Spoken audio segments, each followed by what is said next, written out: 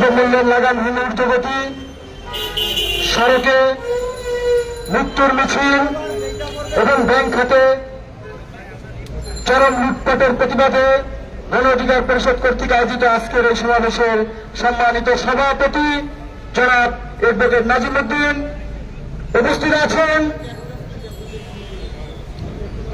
গণ অধিকার পরিষদের সভাপতি ডাকসুবিপি জনাব নুরুল হক নূর, সাধারণ সম্পাদক জনাব রাশেদ খান সহ সকল নেতৃবৃন্দকে আমার সংগ্রামী সালাম এবং শুভেচ্ছা।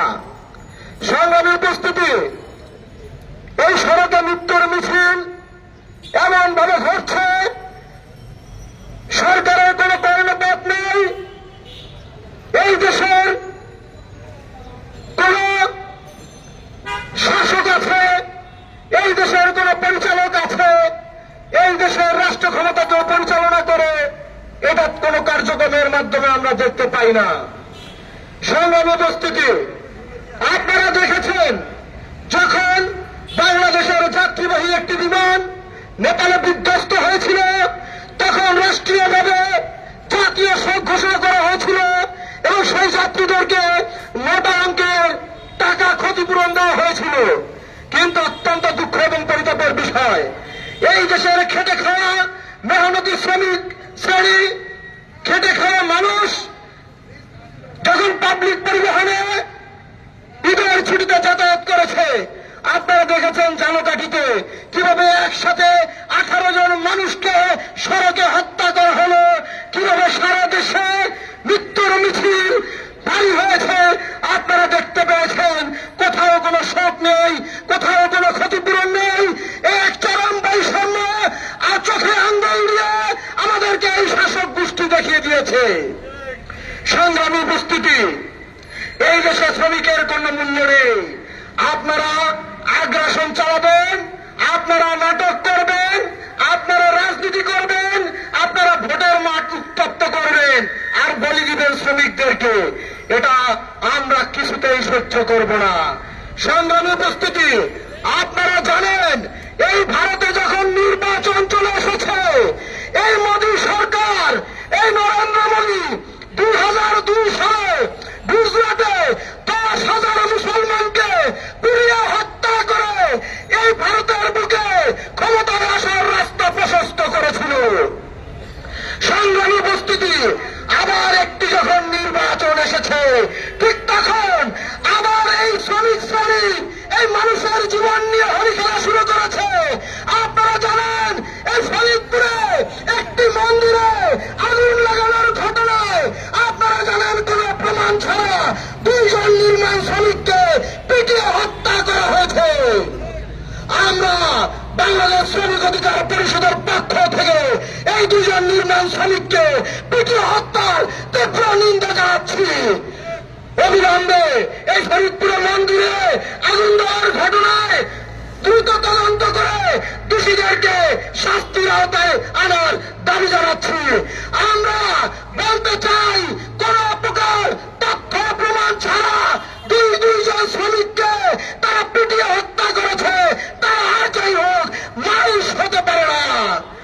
সংগ্রামী উপস্থিতি, যদি এই শ্রমিকরা যদি অগ্নিকাণ্ডের ঘটনা ঘটিয়েও থাকে, তাহলে আমি বলবো এই বাংলাদেশে যে সরকার রয়েছে, যে প্রশাসন রয়েছে, এই প্রশাসন তো অবশ্যই সংখ্যালঘুদের বিপক্ষের প্রশাসন নয়।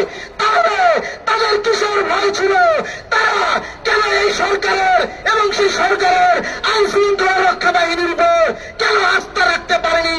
কেন তাদেরকে পিটিয়ে মারতে হবে? কেন এই 2 জন শ্রমিককে পিটিয়ে হত্যা করা হলো?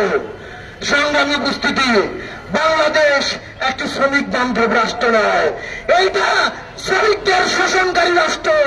এই রাষ্ট্র ব্যবস্থায় শ্রমিকদেরকে কিভাবে শোষণ করা হয় আপনারা শুনেন। গতকালকে আমাদের একজন সহযোদ্ধা মিরপুরে এসি মেরামত করতে গিয়ে 9 তলা থেকে পড়ে নিহত হয়েছেন। সংগ্রামী উপস্থিতি, এই রাষ্ট্রে আমরা জানি সামান্য বিষয়ে লক্ষ লক্ষ টাকা ক্ষতিপূরণ না শুধু লুটপাট করা হয়, ভাগবাটোয়ারা করা হয়। একটা টয়লেট নির্মাণ করতে গিয়ে লক্ষ লক্ষ টাকা লুটপাট করা হয়। একটা পর্দা কিনতে গিয়ে 37 লক্ষ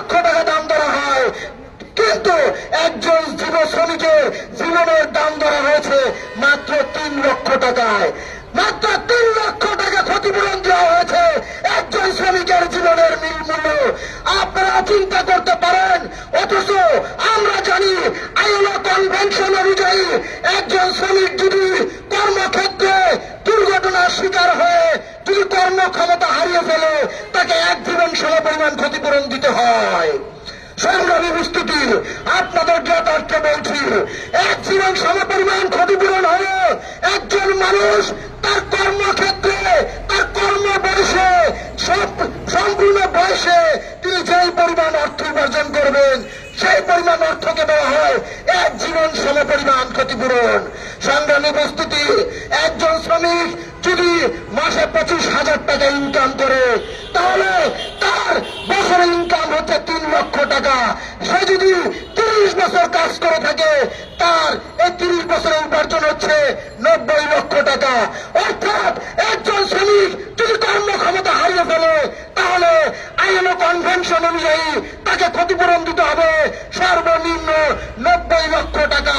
সেখানে একজন শ্রমিক যদি কর্মক্ষেত্রে নিহত হয় তার ক্ষতিপূরণ কি হতে পারে সেটা অবশ্যই এই দেশের মানুষ কেন সরকার অনুযায়ী জানে না। সংগ্রামী উপস্থিতি, আমি সর্বশেষ বলবো, আমরা যে লড়াই সংগ্রাম করছি ডাকসু বিপিনুল হক নূরের নেতৃত্বে এটি শ্রমিক বান্ধব কল্যাণ রাষ্ট্র প্রতিষ্ঠার যে সংগ্রাম করছি সেই সংগ্রাম অচিরেই আমরা সফল হব ইনশাআল্লাহ। এবং সেই সংগ্রামে সফল হলে এই রাষ্ট্র সুশাসন প্রতিষ্ঠিত হবে। এই সুশাসনের বিনিময়ে এই দেশের শ্রম সেক্টরে, এই দেশের শ্রমনীতিমালায় সকল আন্তর্জাতিক মানবিক শ্রমনীতিমালা প্রতিষ্ঠিত হবে ইনশাআল্লাহ। এবং আইএলও কনভেনশন অনুযায়ী যত মানবিক শ্রমধারা রয়েছে আমরা ইনশাআল্লাহ সবগুলো বাস্তবায়ন করব। এই দেশের শ্রমিক থাকবে, শ্রমিক গরিব থাকবে না। এই দেশের শ্রমিক থাকবে, শ্রমিক ক্ষুধার্ত থাকবে না। এই দেশের শ্রমিক থাকবে কিন্তু বিনা চিকিৎসায় মারা যাবে না ইনশাআল্লাহ। সবাইকে ধন্যবাদ। আসসালামু আলাইকুম ওয়া রাহমাতুল্লাহ।